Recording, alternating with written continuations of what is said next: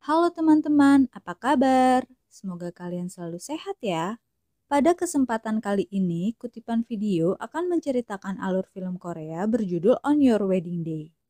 Menceritakan tentang kisah cinta pertama yang dimulai dari bangku sekolah.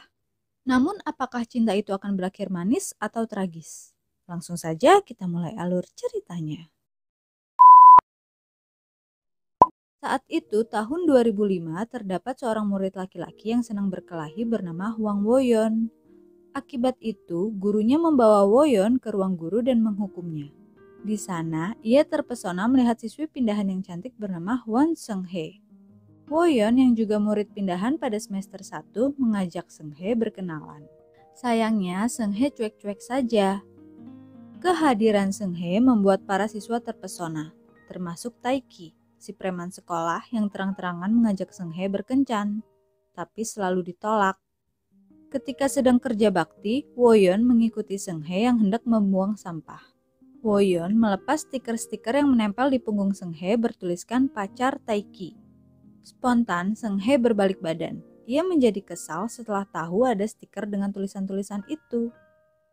Karena sesama murid baru, Seung-hye mengajak Woyeon untuk quickie.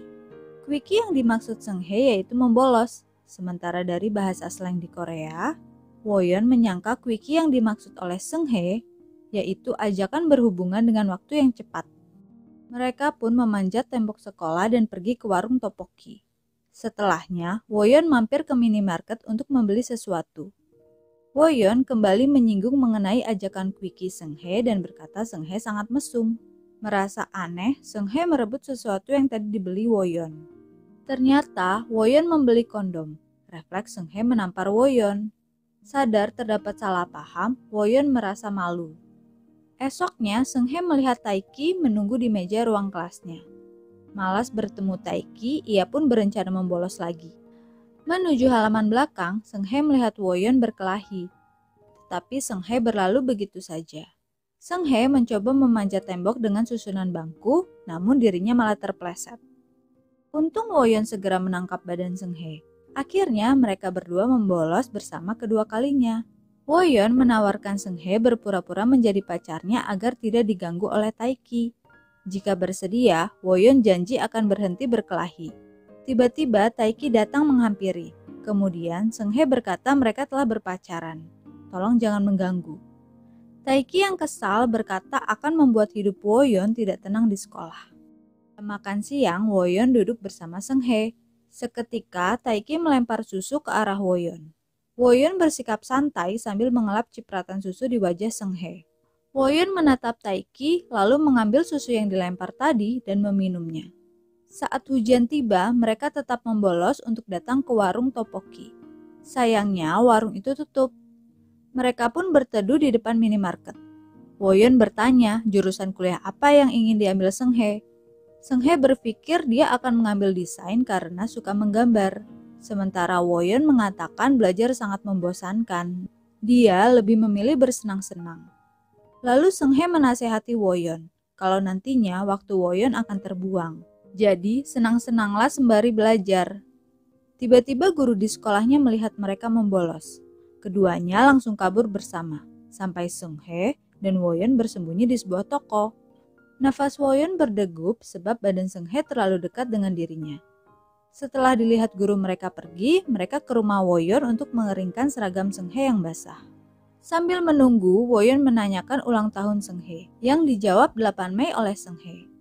Ketika Seung-hye sedang melihat-lihat koleksi film Woyeon, ia mendapati ada VCD dewasa. Woyeon menyangkal kalau itu milik sahabatnya. Dengan polos, Seung-hye bertanya sejak kapan laki-laki mulai masturbasi. Akibat rasa canggung, Woyeon malah menjawab sekitar jam 11 malam. Sepanjang perjalanan, Seung-hye terus meledek. Woyeon yang sebal mengerem sepedanya mendadak hingga Seung-hye berdiri terpental. Seung-hye menyanyikan selirik lagu. Ia berkata lagu itu membuat dirinya kembali senang jika sedang bersedih.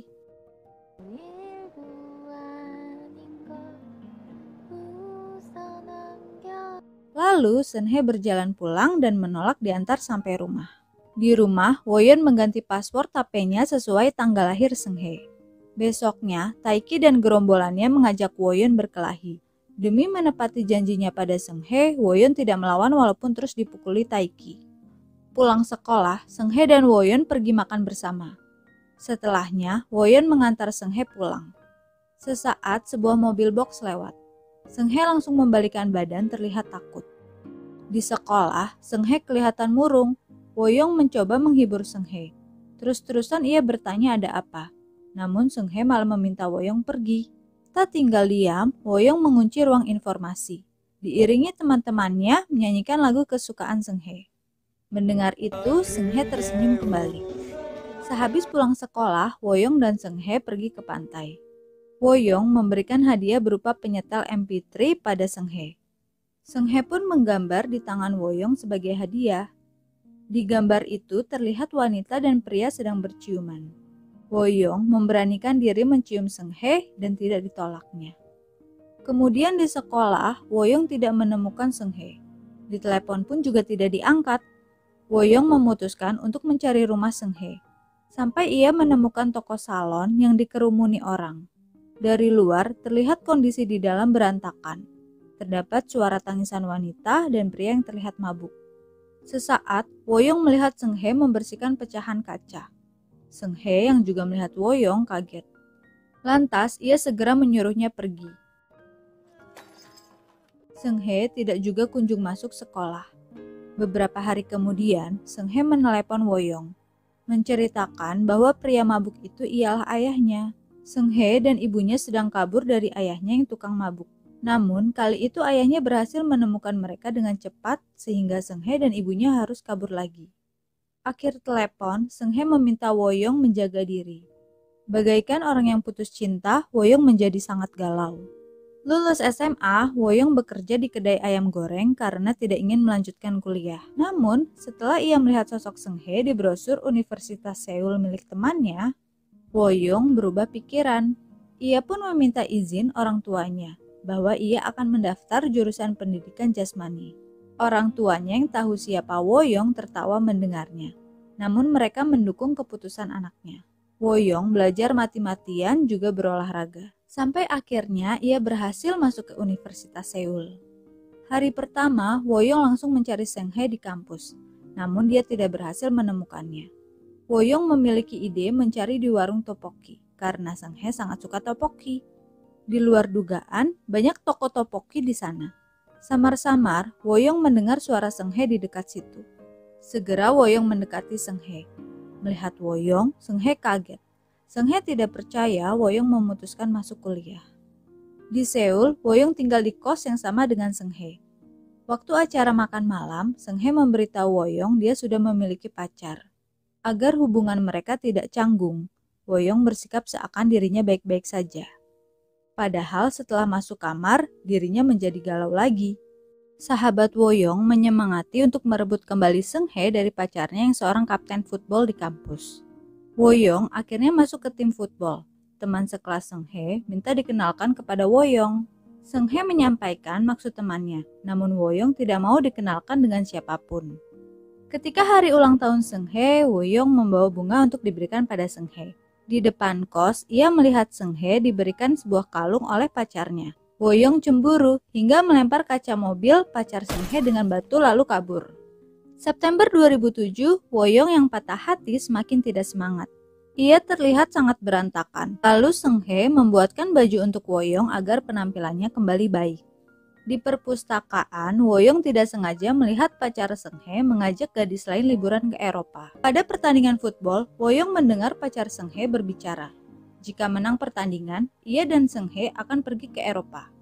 Langsung saja Woyeon menarik Seung Hae yang juga ada di sana. Diberitahunya tentang apa yang dilihatnya di perpustakaan, tapi Seung Hae tidak percaya. Permainan tidak terlihat bagus. Kemungkinan tim Woyeon akan kalah. Woyeon melihat raut wajah Seung Hae kecewa. Demi kesenangan Seung Hae, Woyeon berusaha keras bermain, yang berakhir dengan kemenangan. Di tengah suara kegembiraan tim, Woyeon meninju wajah pacar Seung Hae. Atas kejadian itu, hubungan Woyeon dan Seung Hae bagai orang asing. Tahun 2012, mereka semua telah lulus kuliah. Woyeon juga sudah memiliki pacar bernama Min Kyung. Woyeon bekerja sambilan sebagai personal trainer.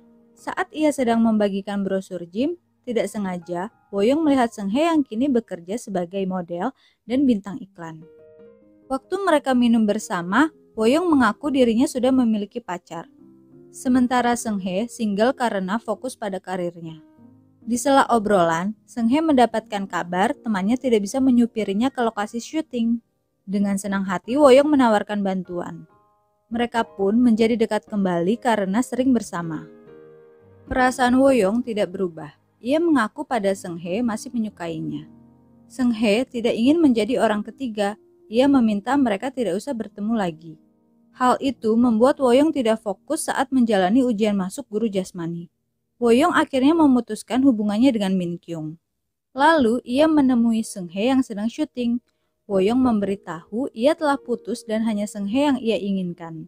Seng He berlalu pergi. Tiba-tiba dari atas jatuh plang besi. Untungnya Woyong cepat melindungi Seng He, membuat Woyong tertiban besi dan pingsan. Detik itu juga Woyong dilarikan ke rumah sakit. Saat tersadar, Seng He terlihat sedih karena Woyong jadi tidak bisa melanjutkan ujian fisik besok. Woyong menjawab santai, ia dapat mengulang tahun depan. Dirinya lebih senang Seng He baik-baik saja. Mendengar itu, Seng He mencium Woyong. Mereka akhirnya berpacaran. Hari-hari Seng He dan Woyong terasa indah. Hingga hari-hari berlalu, sikap Woyong berubah menyebalkan karena belum juga mendapat pekerjaan yang sesuai, akibat punggungnya yang masih cedera. Menyadari sikap Woyong berubah, Seng He merasa bersalah. Suatu hari, Seng He memberitahu dirinya akan dipindahkan ke Belgia untuk 2 atau 3 tahun oleh kantornya. Tanggapan Woyong biasa-biasa saja. Di acara pemakaman ayah Seng He, Woyong bercerita pada temannya seakan ia menyesal bertemu Seng He. Tanpa disadari, Seng He mendengar percakapan itu. Ia sangat sedih hingga memutuskan Woyong. Seng He merasa Woyong mirip ayahnya yang selalu menyalahkan ibunya jika tidak bisa mencapai keinginan. Seng He kembali ke dalam dan menangis sejadi-jadinya. Setelah peristiwa di pemakaman, Woyong memohon maaf pada Seng He. Ia bilang kalau dosennya telah merekomendasikan sekolah untuk Woyong bekerja. Seng He tidak berubah pikiran. Ia bahkan telah melepas cincinnya dengan Woyong dan akan pergi bekerja di Belgia. Meski Woyong bilang akan menunggunya, Seng He tetap memutuskan hubungan mereka.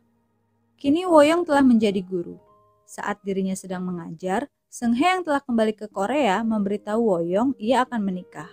Seperti biasa, Woyong berpura-pura tegar. Woyong meminta untuk mengundang dirinya saat pesta nanti. Benar saja, Seng He mengirimi Woyong undangan, padahal Woyong hanya berbasa-basi. Woyong menjadi galau dan mengajak teman-temannya menginap di danau sambil memancing. Sampai malam, Woyong merenung. Besoknya, ia tiba-tiba berubah pikiran, mengajak semua temannya datang ke pernikahan Seng He. Sebelum pesta dimulai, Woyong meminta temannya berjaga di luar agar tidak ada yang masuk. Ia ingin berbicara berdua dengan Seng He. Woyong mengungkapkan dirinya menyesal telah menyakiti Seng He. Ia baru menyadari karena Seng He lah ia menemukan mimpinya, yaitu menjadi guru, pergi berkuliah dan bertemu teman-teman baru. Mereka saling berterima kasih karena telah hadir di hidup mereka masing-masing. Acara pesta dimulai. Woyong menatap Seng He nampak cantik berjalan di altar. Mengikat janji dengan suaminya kini. Masa lalu akan kenangan mereka terputar kembali dan film berakhir. Jangan pernah menyalahkan orang lain, terlebih orang yang kita cintai atas apa yang terjadi pada hidup kita. Karena semua pilihan hidup ada pada diri kita sendiri. Semoga kalian suka video ini ya. Sampai jumpa di video-video selanjutnya. Terima kasih sudah menonton.